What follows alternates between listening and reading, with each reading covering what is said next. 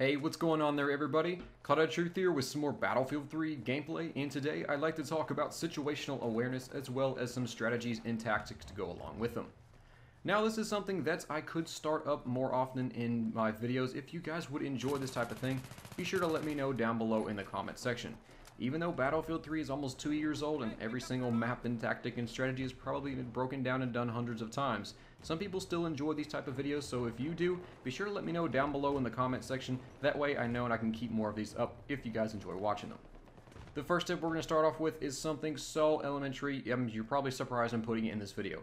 Check the minimap. Look down there in the bottom left-hand corner of the screen. You'll see there's an enemy behind me, and thankfully there's a teammate that had spotted that guy, and I was constantly looking at the minimap. It's almost about every 2 seconds. Eyes are going down. It's just, you look at your screen, minimap, look at your screen, minimap. It's about that fast I'm checking the minimap, except it's a very, very quick glance.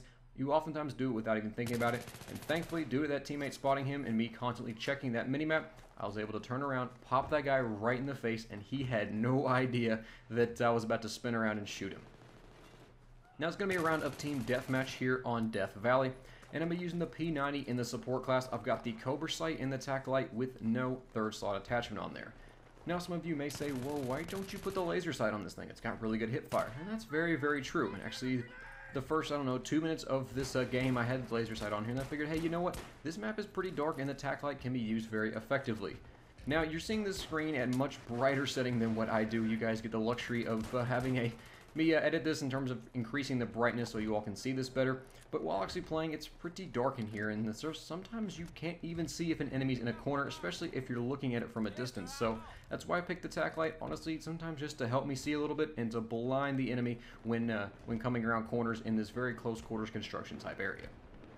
This next clip coming up right here is something that I've made a mistake on hundreds of times. As you can see from this situation, look at the window in the double stacks. You'll see a support class player looking out. Now, I'm going to be honest, in many situations I have stopped and tried to engage him by only using cover such as this small pillar. That is definitely the wrong thing to do. Also, turning around and running when you're already going one direction is something that's going to get you killed. Rather, run across this catwalk like I'm going to do here and escape the gunfire, and I'm going to try to turn and engage him. Right as I do, I notice something else. As you can see from the window on the left, you'll see another support class player setting up. My priority and my immediate threat changes from the guy to my right to the guy straight ahead. So I reassess the situation and take the most important or the more threatening threat, whatever you could call it, the primary threat out in order to avoid being taken down. In this engagement, I was just very confident in my weapon and my ability to take this guy out, as he was using, I think he was actually at an AEK, but a P90 in that close quarters gunfights, maybe out to low medium range is just going to destroy. But when you get any farther than that medium range, this gun is absolute garbage. It reminds me a lot of the UMP-45, just can't kill anything at range unless you hit every single bullet of your magazine, at least what it feels like. Now, throughout this match, you're going to see me use C4, quite deliberately, almost as if it's like a third weapon, as I get very lucky right here and barely escape that engagement alive. I think the guy in AEK, and that's not who I want to be picking a fight with.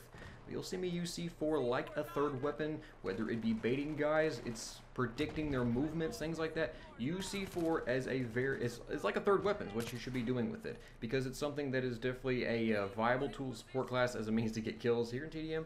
You'll see me do things like this, baiting guys all the time. Now, even if they didn't see me right there, I'm predicting where the guy's going and being aware of the situation going on in the environment around me. Because this guy, I could have sworn I hit him right in the head with the Magnum, but apparently I didn't, so I finished him off with the knife. But what I'm doing is being aware of the fact of, hey, enemies are probably going to run up this staircase or this type of area, so I'm planting C4 there, getting ready for it, and if I think I hear someone coming, I'm going to detonate it and hopefully get the kill. If I don't, hey, that's fine. It's my equipment. I can switch to my primary or secondary, and if the guy's right in front of my face, see if I can finish him off, especially with a weapon like the P90. That is why it is so important to be aware of your situation going on around you and be aware of the environment and the layout of the map. You're going to see me stick to this part of the map really for this entire video, as you guys have seen thus far. Why? Because I know the strengths and weaknesses of my weapons that I have in my setup. I've got a 44 Magnum, which you're going to see me use right here, taking out these guys at long range. That's what you should be using the Magnum for if you have a close quarters weapon. Don't try to engage guys with a P90 at long range. Use that Magnum where it thrives at, and that's range, especially when it comes to getting those headshots. But I'm hanging around this part of the map because I know the enemies are constantly coming over here, and it's a very close quarters environment. Allows me to take full use of my tac light and my very fast 900 RPM P90 weapon. That's why you need to understand the map layout. And as you can see, this guy right here, I mean, very close quarters. This is where the P90 is going to thrive. He is blinded right now. He's just trying to swipe me. There's no way he's going to be able to take me out. Right here is another situation of checking the minimap. As you can see right there, I noticed this guy's running up that little ramp area to me. I'm just going to wait here for or not wait here, excuse me. I'm just going to kind of move to my right and wait for him to move up the ramp in order so I can get a nice side shot on him. And he just, I don't know what he was doing. This guy was just trying to knife me, as you see right here. Kind of spin over here to the right and take him out. Now, unfortunately, the streak has been going for quite a while, but all good things must come to an end, even here in Battlefield 3. However, I don't go down without getting a couple of more kills here, and this is another situation. P90, this is a little bit outside of its range. Now you say, well, dude, you miss. I know my accuracy is not the best, but still, this weapon's damage is just not that high. Here we go again. The C4 bait. If you listen, I'm waiting for this guy to run up. I hear him reloading his gun. He's going tump up the stairs. I hear that running. I'm going to detonate my C4, set a trap for him, and sure enough, it works. I was able to take him out.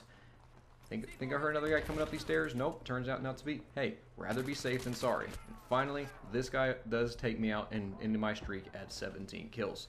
So, hopefully you guys enjoyed this little bit different tactics strategies video from me. Remember, always be aware of the situation going on around you with your environment, with your enemy's movements, and with just the spawns and layout of the map, as well as your own weapon strength and weaknesses in order to increase your survivability on the battlefield.